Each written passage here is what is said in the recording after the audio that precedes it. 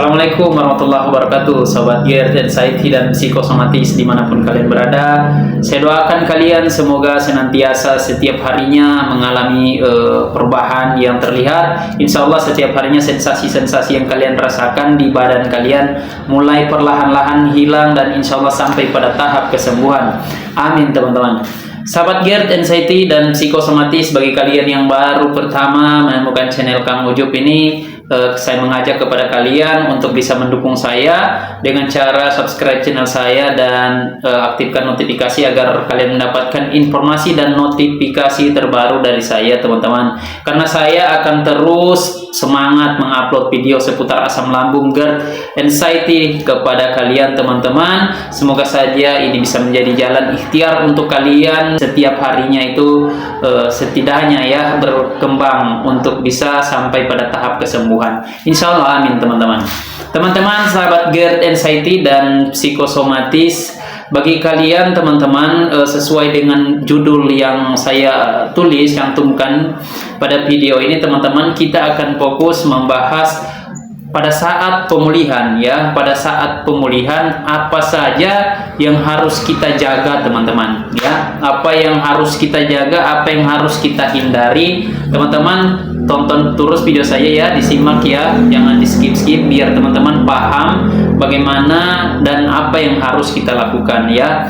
Yang pertama teman-teman, yang harus kita lakukan, yang harus kita jaga pada saat kita menuju kesembuhan atau dalam proses pemulihan teman-teman, kita harus tetap menjaga pola makan kita ya.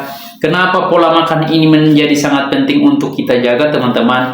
Ya karena teman-teman, dengan menjaga pola makan yang baik teman-teman, yang sudah kita rutinkan pada saat kita berikhtiar untuk sembuh teman-teman ya. Setiap harinya kita itu harus menjaga nutrisinya ya teman-teman ya. Jadi kita makannya enggak itu-itu aja ya. Kita harus perhatikan nutrisinya, mulai dari proteinnya, mulai dari seratnya, mulai dari karbonnya, itu harus kita perhatikan ya teman-teman setiap hari untuk menjadi sumber energi dan nutrisi di dalam tubuh kita teman-teman ya, supaya kita tidak lemas, kita tidak pusing, kita tidak mendapatkan sensasi-sensasi yang terlalu banyak dan berlebihan di dalam tubuh kita, sebagaimana kita kemarin-kemarin itu merasakan sensasi-sensasi yang cukup banyak yang kita tidak mengetahui cara-caranya teman-teman. Nah, dengan teman-teman sudah tahu cara-caranya,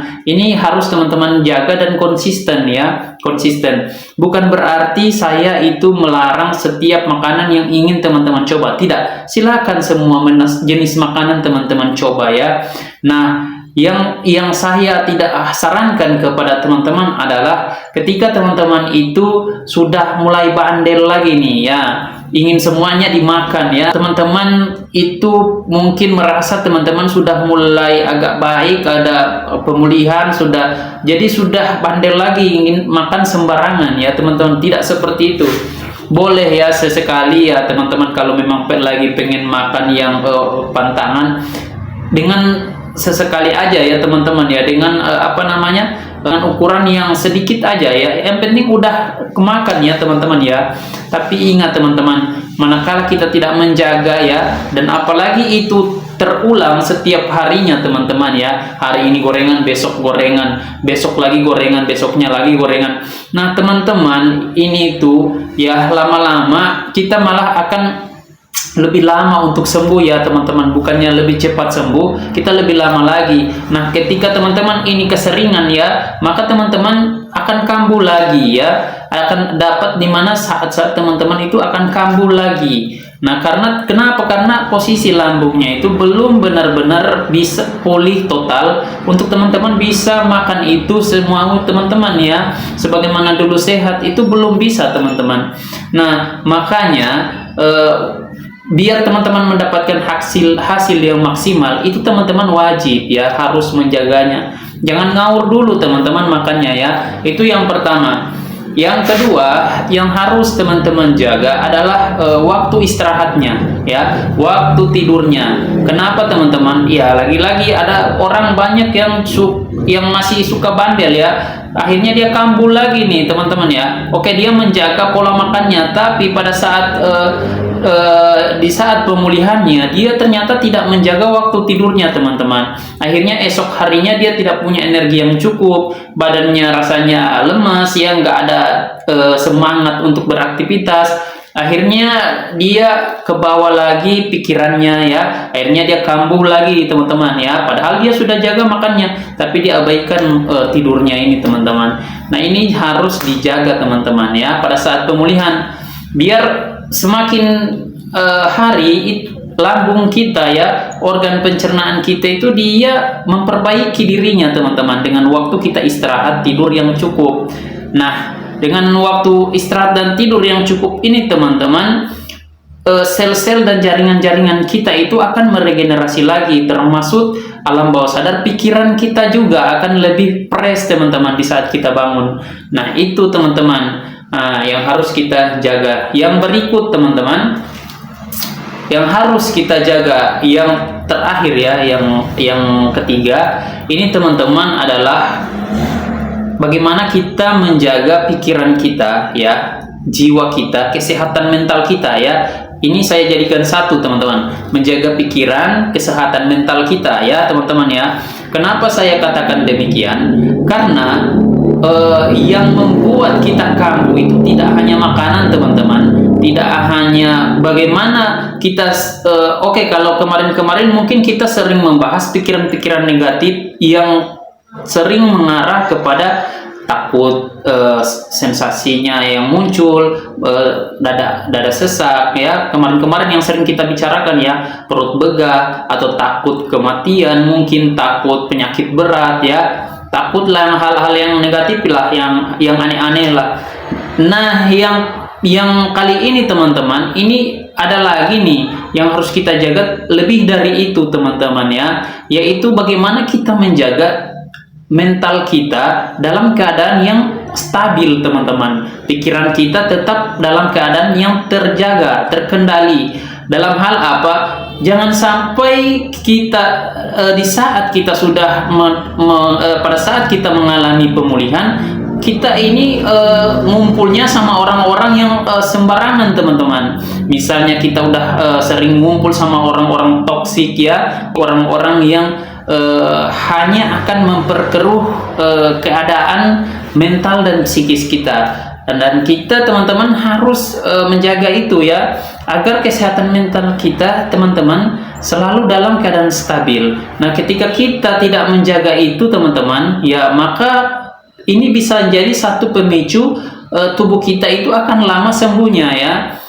Tubuh kita itu akan lama sembuhnya seperti sedia kala. Nah, teman-teman, tidak hanya itu juga ya, tidak hanya lingkungannya yang toksik, teman-teman juga harus memperhatikan keadaan keharmonisan jika teman-teman sudah berumah tangga ya, sudah punya suami, punya istri, bagaimana menjaga keharmonisan dengan pasangannya. Karena kebanyakan juga masalah-masalah itu timbul dari orang terdekat kita ya teman-teman ya. Dan kita harus menjaga kestabilan, kewarasan kita ya, mental kita, psikis kita. Kita harus menjaganya teman-teman ya. Begitu juga dengan keluarga kita ya, dengan mertua dan lain sebagainya. Hal-hal yang sekiranya dapat berpengaruh untuk memperburuk kesehatan mental kita, ini kita hindarin teman-teman ya. Jadi percuma kita menjaga yang pertama dan kedua tadi, tapi yang ketiga ini juga kita abaikan ya teman-teman. Ini harus selaras agar proses pemulihan kita itu lebih cepat teman-teman, seperti itu ya.